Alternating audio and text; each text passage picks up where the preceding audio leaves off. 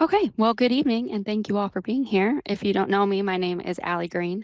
I'm a program consultant in the Division of Educator Recruitment and Development. I'm supported by my colleague, Justin Edwards, who will be running the slideshow and taking notes for our meeting.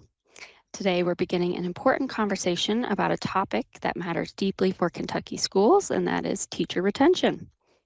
Teacher retention isn't just a workforce issue, it's about people, relationships, stability, and the conditions that allow great teaching to thrive.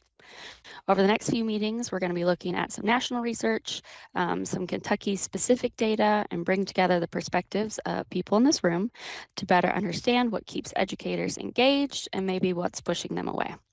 By the end of this process, our goal is to identify concrete, realistic actions that Kentucky can take to better support and retain our teachers. Your experiences and insights are essential to this work, and I appreciate your willingness to engage honestly and collaboratively. So thank you for being here. All right, we can go to the next slide. Before we get started, we're just going to go through the agenda quickly so we know how our time is kind of going to flow. So we'll start with some introductions. I'll give everyone a chance to share who they are and the perspective that you bring to this work. Then I'll outline our meeting purpose and goals, what we're hoping to learn, explore, and build together as we dig into the question of why educators are staying in the profession. From there, we're going to walk through the expected outcomes and impact of this series of meetings. By the end of our work together, we're going to aim to shape actionable strategies that can strengthen teacher retention in Kentucky. Then we'll talk about the research and data, looking at national findings as well as Kentucky specific. If anyone here has something they want to share about their school or the district, we'd love to hear that too. Just insights that help us understand the factors influencing educator commitment and career longevity. Then after talking about the data, we'll shift to some promising practices, examples of approaches, supports, conditions that other states, districts, or schools maybe have found to be effective.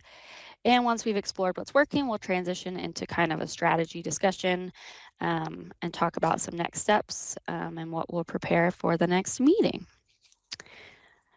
Okay, so here's our introduction slide. If you would please take yourself off mute and share, we would love to hear your name, your current role, and one factor that helps teachers feel valued and supported. I used to be a special ed teacher and we love sentence frames. So you can say, teachers feel valued and supported when, and I can share first. So I used to be a teacher. I was a special ed teacher for about 10 years. When I was in the classroom, teachers feel valued and supported when they get specific feedback. So I loved when an administrator would come in and say something to me about what they saw in my classroom, either regarding what I was teaching or my students, rather than just saying, "You're doing a great job," which felt very general and didn't always apply, maybe. So, yeah, please take yourself off mute and share with us.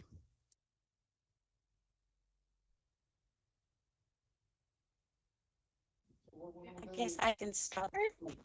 Can you hear me okay?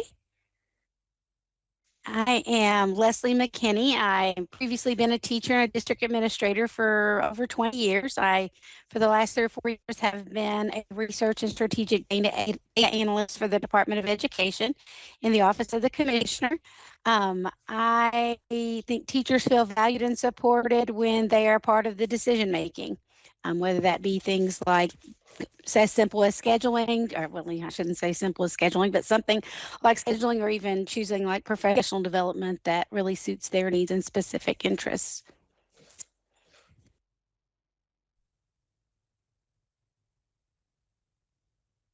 I'll go. I don't have my camera on. I hope you can all hear me. This is Kara Ackerman. I'm from University of Kentucky. I bring the perspective from the teacher preparation. I've been in education for a really long time. I don't even want to say how long, like 30 something years. Um, and I think that teachers feel supported when administration allows them the autonomy to do what is needed.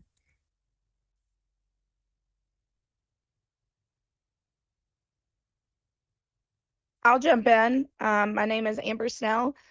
Currently, I teach Algebra 1 at my local high school. I have been in middle school math for the prior 7 years, and I currently serve as the chair of the Educational Professional Standards Board. teachers feel valued and supported when their students provide feedback of their understanding of topics. And I say that because some of Kara and Leslie already took the other things I was going to say. So I think the students and the feedback from the students and watching the students grow helps us feel. I'll go next. My name is Megan Hall, and valued and supported. oh, sorry. I just started a new job and am back in special education in elementary school. The first half of the year, I taught fifth grade language arts, so it's been quite the turnaround. One factor that helps teachers feel valued and supported is monetary support to meet the needs of the classroom. Just things even like paper, pencil, glue sticks, because it takes a huge burden off of teachers to have to buy those things because they are expensive. Yeah, absolutely. Is there I anybody can else, introduce Justin? myself too. Okay, yeah. That's fine. My name's Justin Edwards. My current role at the department is I'm a consultant in the Department of Educator Recruitment and Development. And one thing that makes teachers feel valued and supported is when their time is respected. Great. Yeah. Okay, did everybody share? It's hard to tell. I believe Robbie so. Morton, maybe? Did we hear from Robbie? No, I'm sorry. I was having audio problems there for a moment. Oh, you're fine. My name is Robbie Morton. My current role, I'm the District Equal Opportunity Coordinator for Madison County Schools. One fact that I think that helps teachers feel valued and supported is being seen while also being heard. And I think that it is up to leadership to find ways to be able to do that is productive so that teachers feel that support, and it's not just because they have to check off a box to tell someone that they did an observation or something like that. Yeah, I love that. Okay, now I think that was everybody. So we can move on. Okay, really quick, we're just going to go through some meeting norms. Or small meetings, so it should be all right. But in these meetings, we want to respect all voices, stay purpose focused, use evidence and experience, be constructive and concise, assume positive intent. We'll honor time. We're a pretty small group, so I imagine we'll be done maybe even a little early tonight. If you're able to have your camera on, we'd love to be able to see you, but if you can't, that's okay. All right, next. So this originally started as a collaborative project between the Kentucky Board of Education and EPSB. It has since expanded to include a wide range of education stakeholders with various backgrounds and experiences. However, we all share a common focus and commitment. Our goal for this committee is to work collaboratively to improve retention rates for teachers across Kentucky. Go ahead. Okay.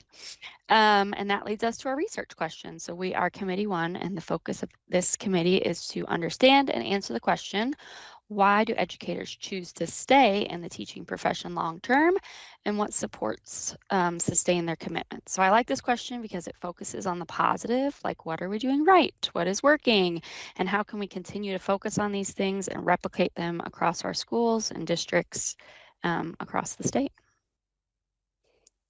You can go to the next slide. So starting with the end goal in mind can be helpful. So we're going to start with our expected outcomes and impact. By the end of meeting 3, we're going to create a final summary report with 2 actionable and realistic recommendations that focus on improving teacher retention. So if you want to click on that document really quick. You can kind of just scroll down.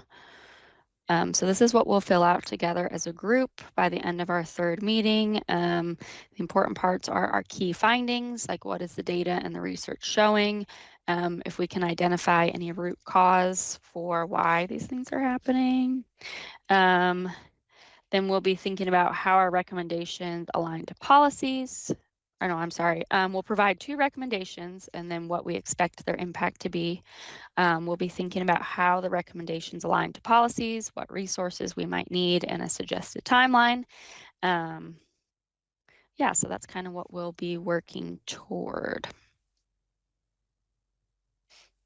All right, you can go back to the PowerPoint.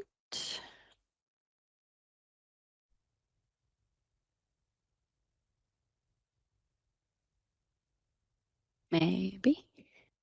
Thank you. Okay, and then last thing we need to talk about just some common language so we're all on the same page. When we're talking about teacher retention, the definition we'll use is the continued employment of teachers in the profession and or within a specific school or district over time, reflecting both their persistence in teaching and organizational success and maintaining a stable, qualified educator workforce. So that could be a teacher leaving the classroom but staying within the district, or staying within the district and going to a different school. We're kind of just talking about somebody staying in education in general. Okay, and with that, we can go to the next slide, and I'm going to turn the discussion over to you guys. Let's first discuss some of the research that was included in the Google Drive, if you had a chance to look at that. Maybe what are some specific things that stood out to you, or some recurring themes that you saw around teachers staying.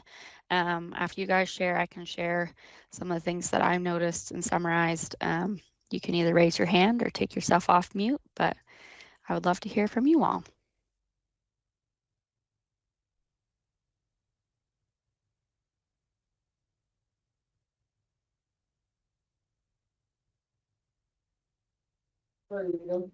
It looked like that some consistently support from admin was something that was recognized, that either why people leave the profession or leave their school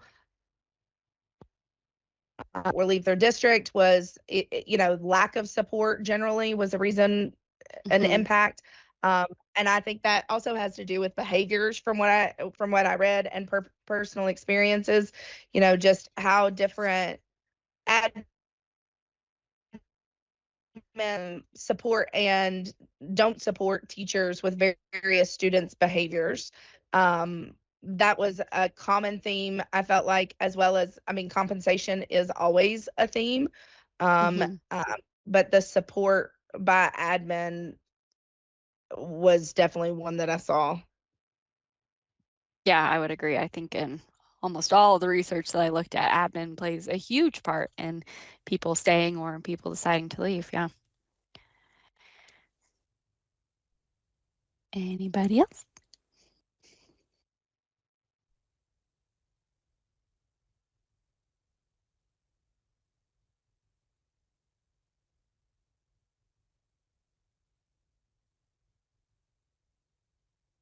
I can just sort of chime in with some of what we saw in this research, but also in the research that I've been able to do outside of this, is really the attention that's paid to workload, and teachers being able to have a work-home life balance with workload. That includes also, I think, even the teacher well-being piece, just making sure that their needs are met in terms of the demands on them, but also not just the physical demands and the time demands, but also the emotional bandwidth that comes with that. So just a thought. Yeah, absolutely.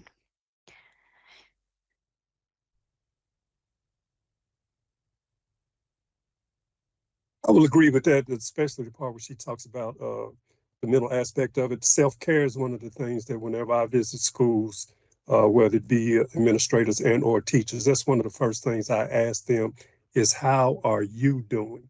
And if you're not doing so well, why not? And what type of support can we provide for you or to help you find in order for you to continue to doing this?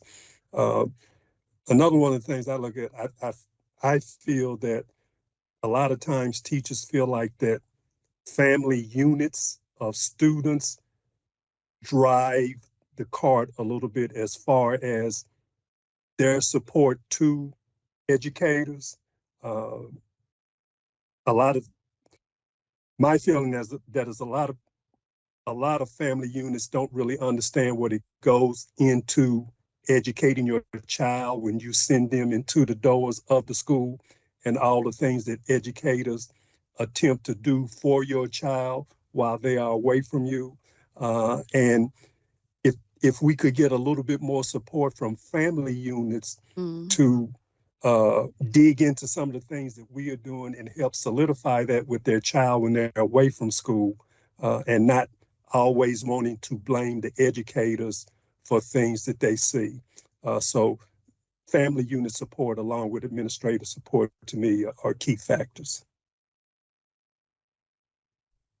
I'll piggyback off that too with teacher well-being. I know for me, I do carry a lot of worry with the students, but there's also such a high expectation, especially around mental health and student well-being, that I think it currently that, especially in my smaller district where we didn't have mental health professionals readily available in our school, that a lot of that falls onto the teacher, and student mental health is front loaded now, and teachers must exhaust themselves to make sure all of those needs are met, from food to clothing, if the student has a bath, their reading level, if they're failing, making home visits for meetings. So all of that falls on one person, and it becomes quite exhausting and overwhelming because the support just isn't there. And then to kind of go on with that, with what about parents, is the high expectation that they have of teachers to do everything, whether it be teach their kid to read, and they say, well, I'm sorry, that's your job to do while they're there. Like, I can't teach my kid to read. That's why I send them to school. So again, that meeting needs, controlling behaviors, implementing intervention plans, IEPs, all of that just comes so overwhelming and really drives the teacher turnover, I think, because we're expected to do a lot more with a lot less at this point. Mm-hmm. Leslie, you've got Leslie. your hand raised.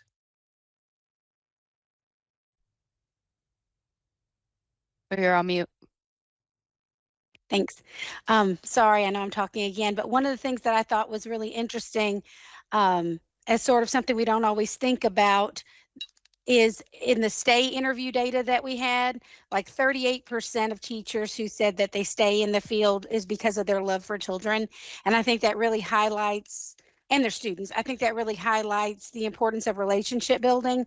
And I think sometimes we have structures and practices and policies in place with some unintentional consequences that don't foster that relationship building, whether that's the way we do schedules or over class sizes being too large, or for whatever reason. I think if we know that well over a third of teachers cite that as their number one reason for staying in, I think it just we need to be thinking about outside of the box ways that we can foster better relationship opportunities with students and families. I think that's important as well, but also to look for ways where we might, in an unintended way, be sort of cutting the rug out from under us in that area. So just thought that was an interesting piece of data from the stay interviews. This is Kara. And sorry, I cannot turn my camera on. I'm running off of a hotspot, so I have very little juice over here. The certification, just thinking about certification, because coming from the teacher prep standpoint, we know that there was a study done by Gilmore in 2023 that they found that certified teachers have a lower rate of leaving than uncertified teachers, which we say everybody's certified, but we have a lot of alternatives, alt-cert teachers on provisional licenses in the schools, but teachers who are certified have a lower rate, by 9% lower rate of leaving than uncertified teachers. We also know that same study that special education teachers leave the profession at higher rates than general education teachers. So just something else to think about.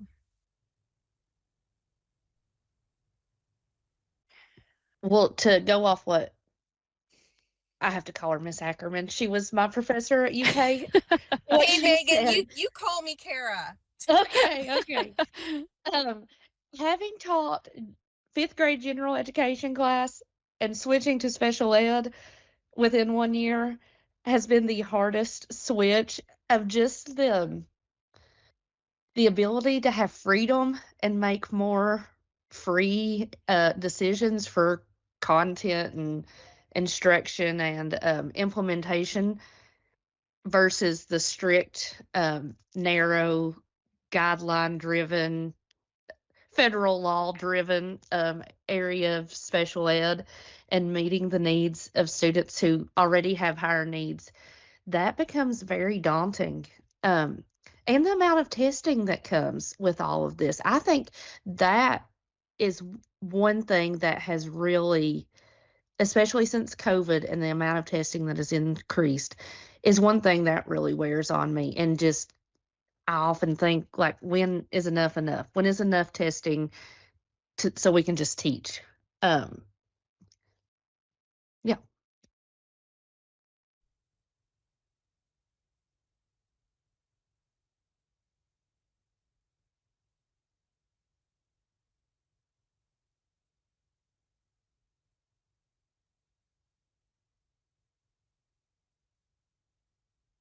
Ha, I'm muted now. Did anybody else want to add on to that?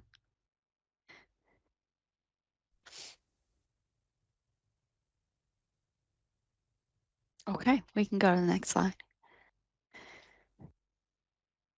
Okay, so some of the things that I pulled out were a lot of the things that we've already talked about, but I did see that teachers are staying because they love teaching and they love working with students. And I really like whoever talked about, like, how can we capitalize on relationships and make sure that if that's why teachers are staying, how can we promote that? How can we make sure that we prioritize that in our schools? I also saw that teachers are staying because they like the schedule. They like the cyclical nature. They like having summers off, but they like that every year is kind of like a fresh start. Yeah, it goes in a cycle essentially. And then just they like feeling valued, supported, and connected. And a lot of that really does link to the administration. If you have an administration who makes you feel that way, you're a lot more likely to stay than somebody who feels like they're not connected or their admin isn't really supporting them or valuing what they say. And then a few of the articles also just talked about quality mentoring, especially early in their career, really helped them want it to stay. Does anybody have any add-ons for that, or we can go on?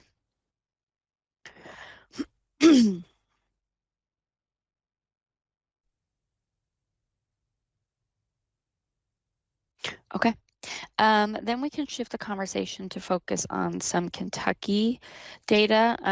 So we have a robust collection of data around retention in our state. We've got the state interviews, Impact Kentucky, exit surveys, Coalition to Sustain the Profession data, and then the Commonwealth Education Continuum data. So if anybody looked at any of these things, or this is really a time where you can kind of talk about things that you notice in your school or in your district, like what is stuff happening here that you want to talk about, highlight things that are really great, or things that you're noticing maybe why people are leaving.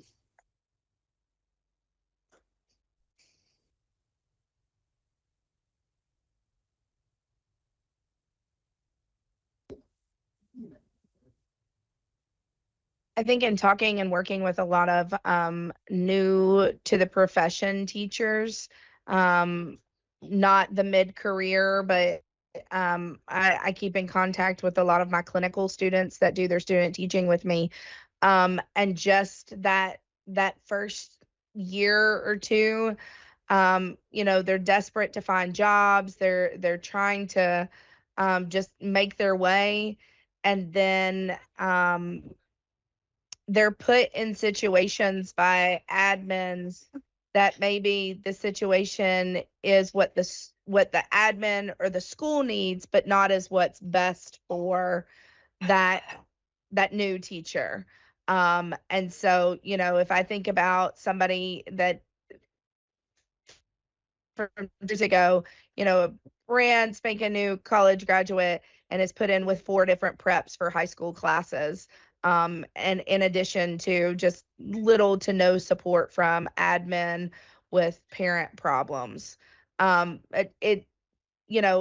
veteran teachers struggle with that many preps. And so when you throw someone new in there that's trying to learn the school policies and procedures and classroom management and all the things that your mid-career teachers are able to do kind of automatically, plus the different content preps, I think it can be very overwhelming for those new teachers.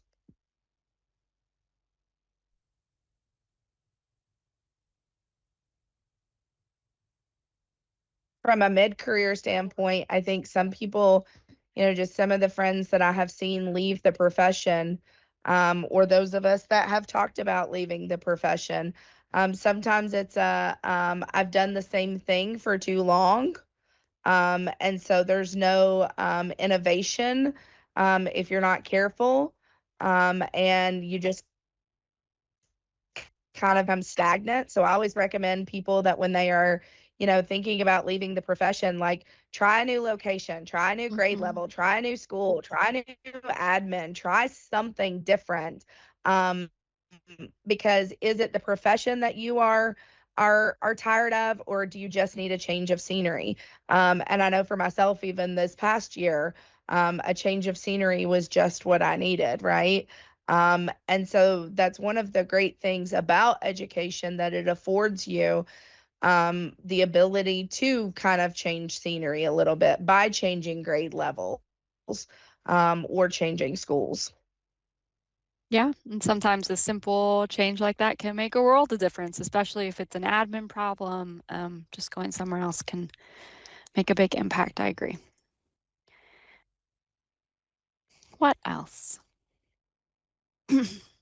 I was particularly interested in with the impact data, looking at the areas where those that are mid-career scored lower across a characteristic than new teachers and veteran teachers.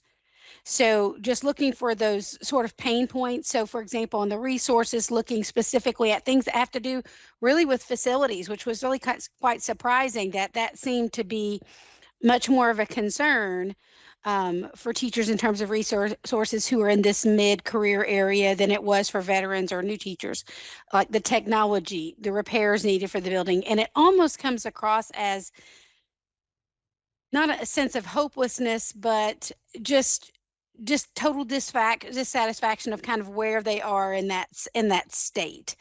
Why is it that bothers them so much more than those on those bookends, was kind of interesting to me. And then also looking at that as it related specifically to the feedback and coaching piece. So kind of looking for pockets where they stand out from the rest of the group and seeing if we can maybe find any areas, any themes that are sort of coming to a head. Maybe looking at that data just a little bit differently than highs and lows, but really in comparison might be helpful for us. And I have not done that extensively, but certainly that kind of stood out for me as an analyst, that, hey, maybe there's an area there we can focus on. Okay, I like that. And we can put that in the notes if that's something we all want to look at before the next meeting. That's a good idea.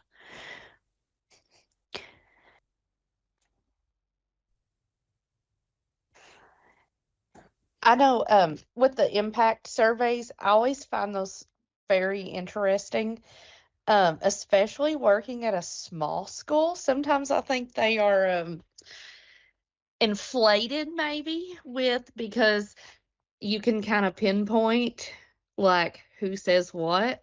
And from personal experience, well, I also think it would help if we could also do that like at a superintendent level, like, because it's just our building supervisor, like principal, correct? the impact survey? Yes. I believe. so. Okay, I thought so. Um, I think sometimes the number one, the building supervisor, the principal kind of gets lumped in with the superintendent. And that is really important to kind of hone in on. If there could be two separate, I think that would be very effective.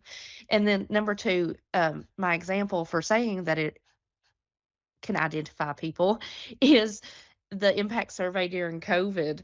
Um, there were two grade bands that were much more negative or had like the harshest ratings, and it was really easy to figure out exactly who it was.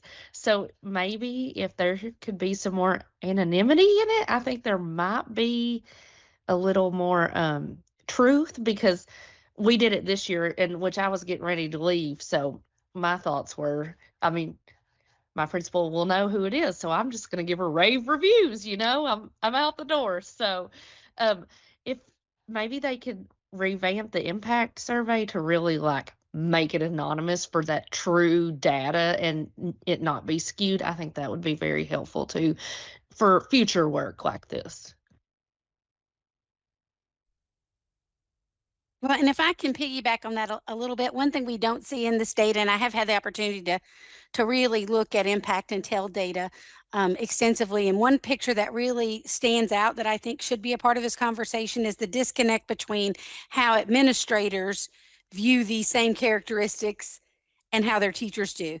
Because what we're seeing when we talk about they may be inflated, then they're really inflated for administrative positions because they have them rated incredibly high, and they usually in the 80s and 90s for all these indicators, yet you have teachers in their building on the very same indicator with very low ratings. So I think one of the areas we might need to consider, especially because we know the importance of teachers feeling valued, teachers feeling heard, and all of those things in the leadership teacher relationship, I think we need to really think about in the context of wherever we land, the potential disconnect between the perspective.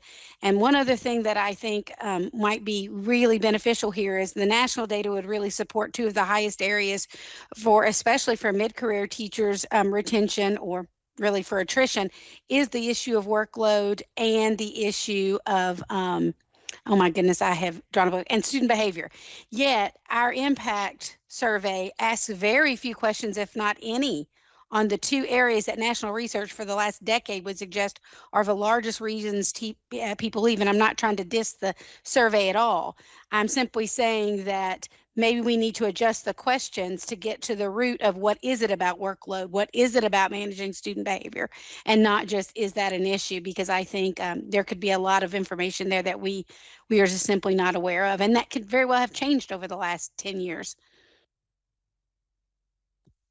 I also think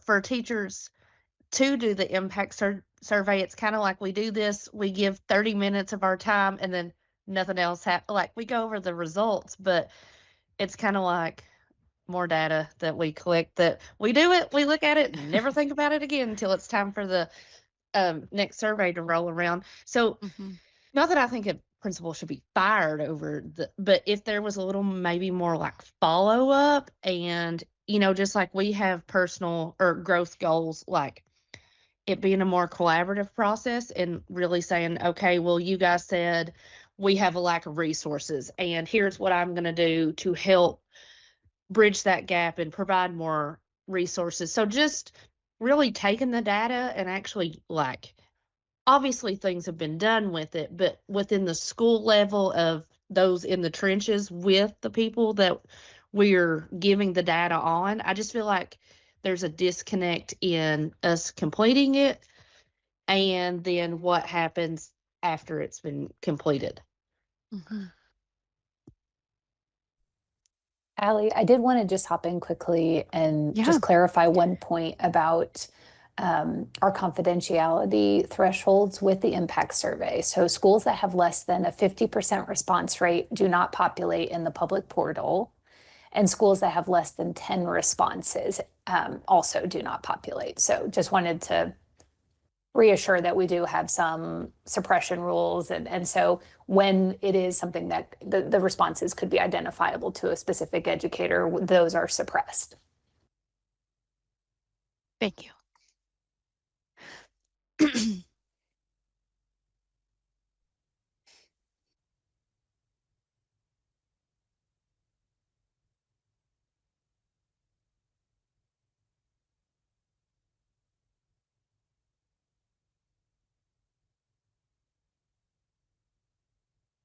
I'm working on my wait time. Does anybody else want to share?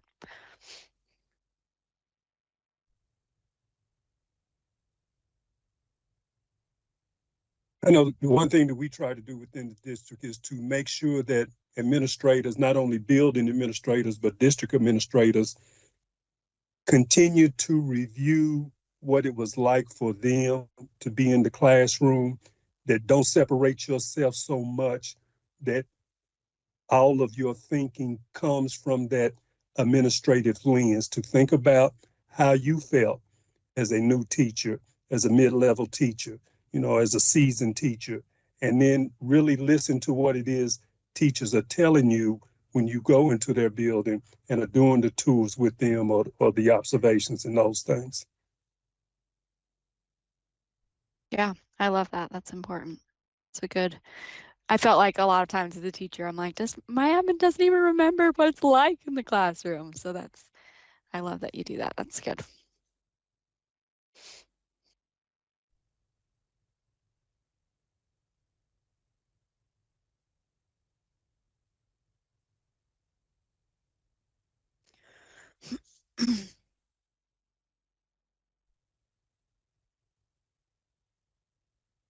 Okay, we can go on. Or actually stay here for a second. I'm sorry, go back. I just wanted to, one resource I want to make sure I highlight are the STAY interviews. So if you're unfamiliar with the STAY interviews, our Go Teach ambassadors, teachers that are currently in the classroom, did over 200 interviews with teachers in their schools and districts. Interviews were anonymous, but the questions were centered around like why teachers are remaining in education, advice for prospective teachers, how their job could be improved, and what support they wish they had from their administration. So I just think it's a really valuable resource because our ambassadors are located all across the state. We have them in different regions, and then these interviews were done this year, so it's very timely data. So Justin works with the administrator or the ambassador program and helped to summarize the results in one of the documents on the drive. So if you didn't look at that before our meeting, I would just recommend taking a look at that. Some of the things that really stuck out for me from these interviews were that our teachers overwhelmingly love their students, which is amazing.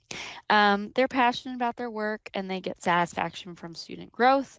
They look forward to seeing their students and their coworkers every day. Like overwhelmingly, that was their favorite part about coming to school, was seeing the students or seeing their coworkers. But when asked about things that they would change about their job, the top responses were increased pay, more planning time, decreased workload, less busy work, less micromanaging, like more autonomy in the classroom. They wish that administrators would be more present in their rooms, provide more discipline support, trust the teachers a little more, and provide more acknowledgement of teachers' work. So I think we might have to think of some creative ways kind of to capitalize on things that are working well, things that our teachers are saying they like, or things that they need help with, some creative ways maybe to capitalize on that. But you can go ahead to the next slide. So now we're just going to kind of reflect on the research and what we talked about. Like, were there any promising practices that stood out to you? Anything that felt useful or worth exploring further? Is there anything you want to know more about? Is there any other data that we could maybe provide in the drive or give you access to? Any gaps or questions that you have? And then finally, is there anything that we can celebrate? Like what strengths or bright spots did you notice, either in the research or in your own schools?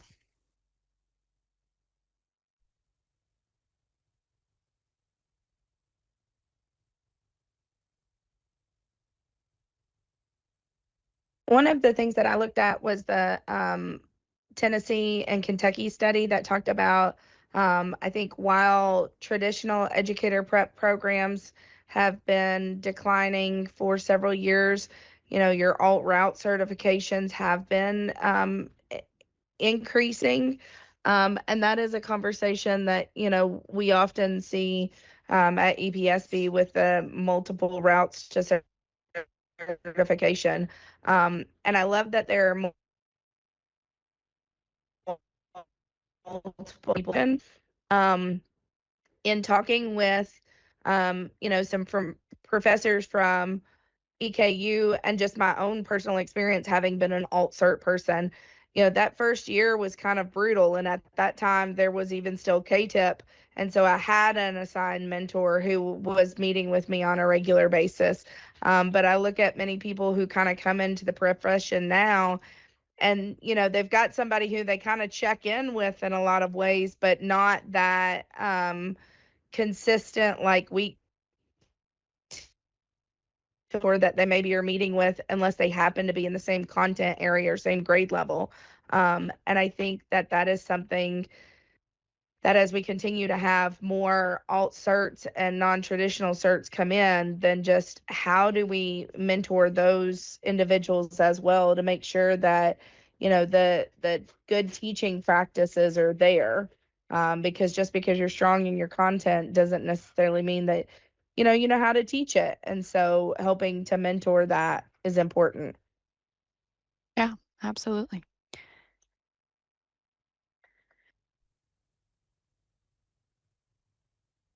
And I would echo the things that stood out to me are the value and increased pathways to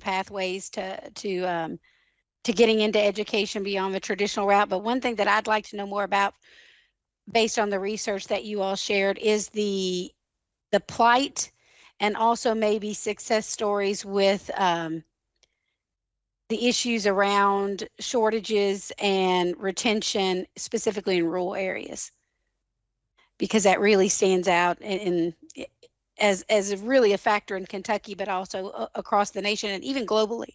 I think there'll be quite a bit of research out there that will talk about that rural piece.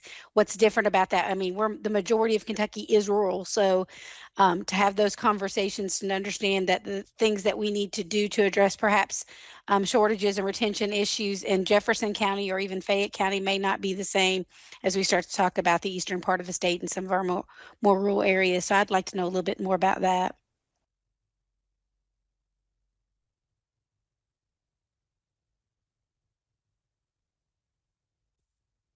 I do think it was promising that so many people stay because they love children.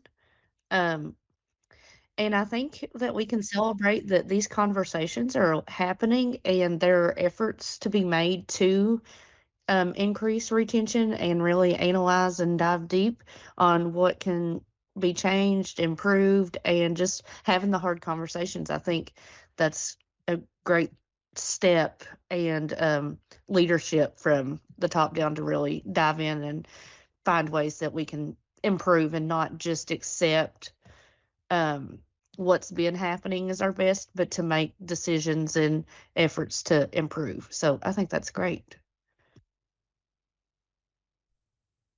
This is Kara again. I want to piggyback onto the discussion about rural education because Kentucky is rural. But also the pathways and the teacher certification pathways. It's if there's a difference between traditional routes to certification versus alternative certification routes to certification and sort of differentiating that within the rural settings as well.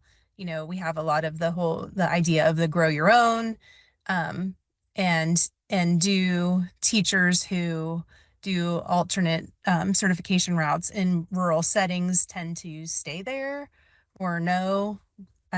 Some of those questions I think may be kind of important to tease out, especially in our state, which is so rural.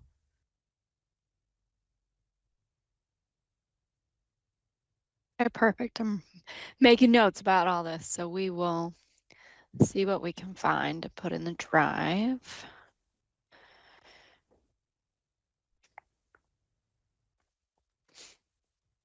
Anybody else?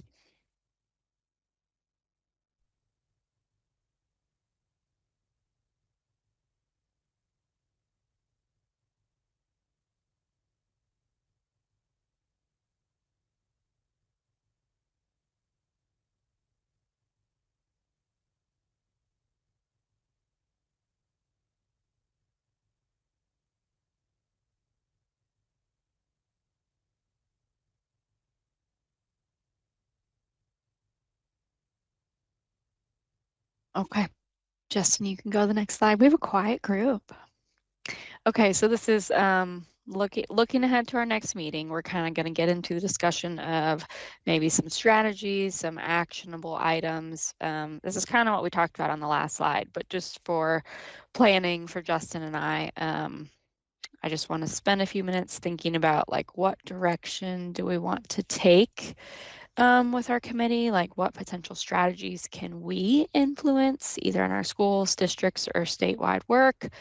This is our chance to think about realistic, high leverage actions that we could take based on what we've learned. And then kind of where do we want the focus to go among the possible directions, what feels the most urgent to us, the most meaningful, what's really going to make a difference for teacher retention in Kentucky. Does anybody have any thoughts like what, and not that we have to decide today what we're proposing, but do you all sort of have a direction that you want this to head or things that you think we could create out of this? I really like the analysis and focusing on what changes need to be made for retention based on rural and urban areas, because I'm going to use myself as an example. I came from a very small district in Eastern Kentucky and moved to Fayette County, and the resources that I have here are far more vast than what I had in Letcher County. And then I think analyzing what areas have the highest teacher turnover, I think that would be really, or like pockets, and maybe that's been discussed and I've missed it, and maybe even diving deeper of, does Eastern Kentucky have more alternative certifications? What, like the teacher prep programs in Eastern Kentucky versus like Central and Western Kentucky. Just thinking of colleges, because in Eastern Kentucky, we don't have the larger colleges such as MSU, EKU, Western, UK. I think of all those. And we do have the smaller colleges like Pikeville and Alice Lloyd, which are obviously very great schools. But I would just kind of like to see the comparison of that level of education too, and how that impacts teacher retention. So I don't know, maybe that's like too deep, but just in the rural to urban setting, I think there's a lot to be uncovered. And especially, like I said, just for myself, of the differences in level of support, like resource teachers, the special ed teachers. I used to be a special ed teacher too, and they don't have resource specialists to come in on a random Tuesday and help them find a reading resource, or to tell them what the best reading resource is. So I think those conversations with level of support and education and in rural versus urban, to analyze the retention of who has more or less and why, would be an interesting focus. But I think that's probably not very focused. I think that's a whole broad band. So maybe we're just back to square one. Well, and that's, I mean, I'm happy to look for that and try and provide, but we will still try and like, even if we have that and we can talk about it and see maybe if that sparks any ideas, but we will still want to be able to like have an actionable thing that we're suggesting to the board or EPSB or the legislators, like what is something that we can do within our schools or districts that's going to have an impact on retention.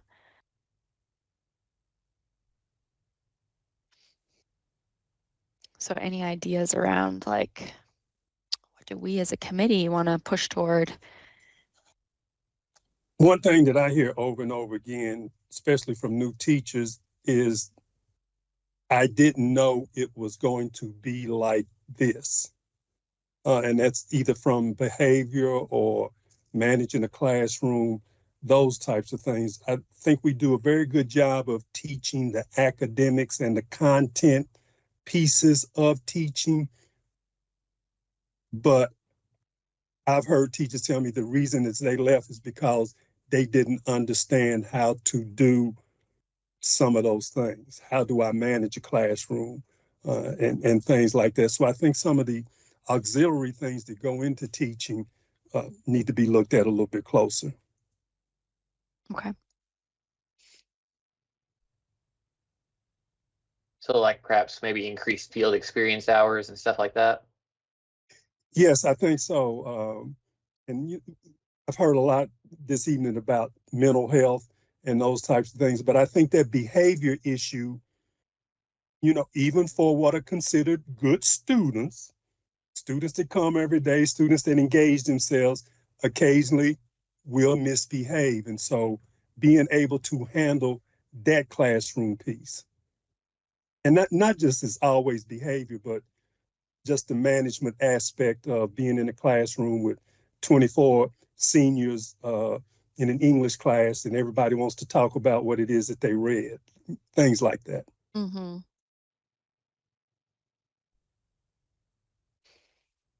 All right, I like that. Somebody have their hand up. I'm Leslie? not able to see.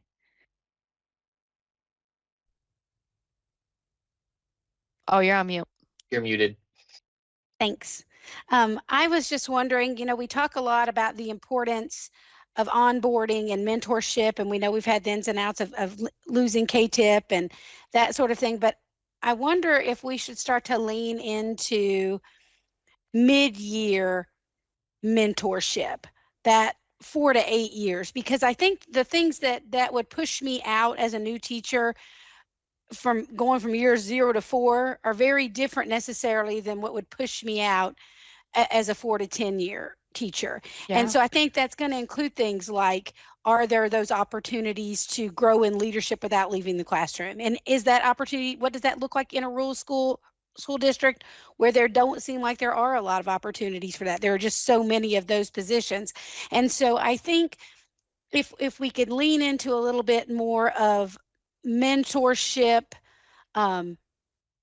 in the mid-career years and think about how that looks differently, it might reveal some things about having check-ins with teachers after so many years about where they are with things. And maybe that's something as a state we could offer, which is sort of a protocol to say, okay, when you've got your teachers going, at that point where they're getting ready to get tenure or not, that 3 to 4 years or that 4 to 5, maybe a protocol that they follow so that they can conduct their own interviews and find out on a systems level where maybe their needs or their deficits are in terms of retaining staff. So just a thought that might be a different lens.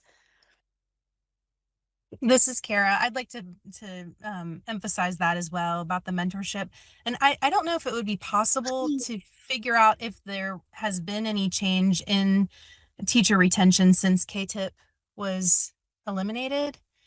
But I don't know. I can't honestly remember when that happened and if it kind of coincided with COVID. So I don't know if that would be all conflated anyway.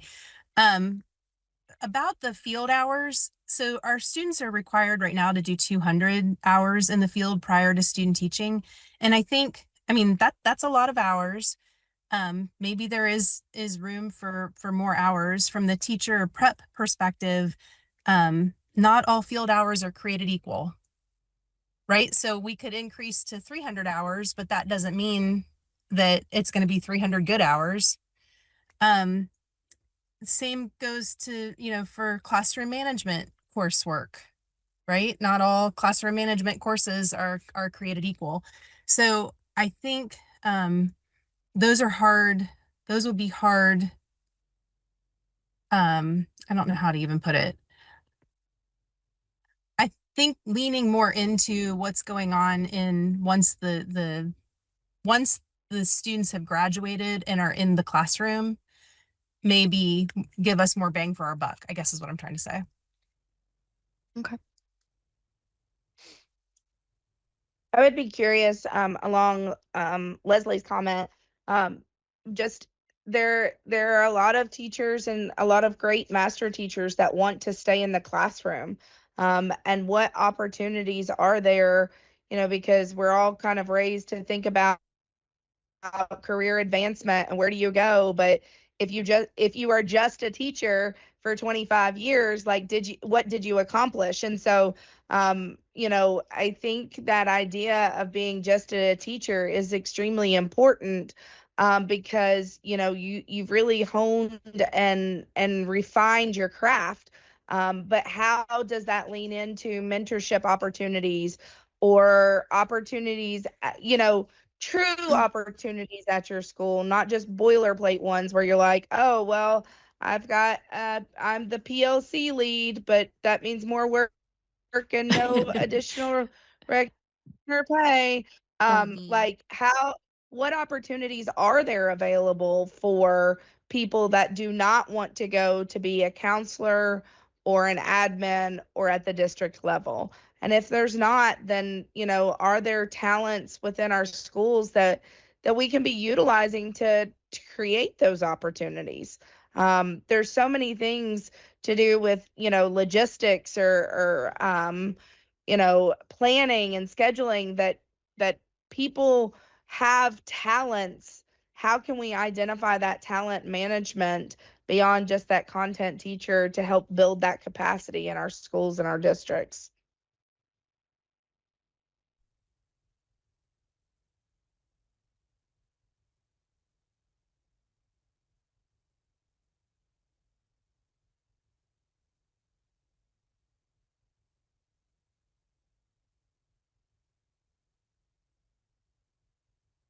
Okay, any other ideas?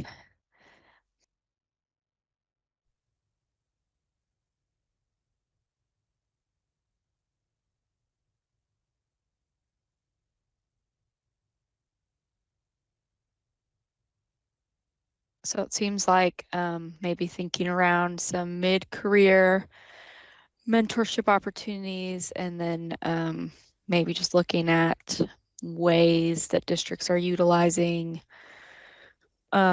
teachers that want to stay teachers, but finding ways to help them continue to advance and show their leadership, but be able to stay in the classroom. I think that's pretty valuable. Any other ideas that we want to kind of look at? And we can add more next time if you think of something between now and then. Plenty of time to expand, just thinking about how we'll structure next meeting.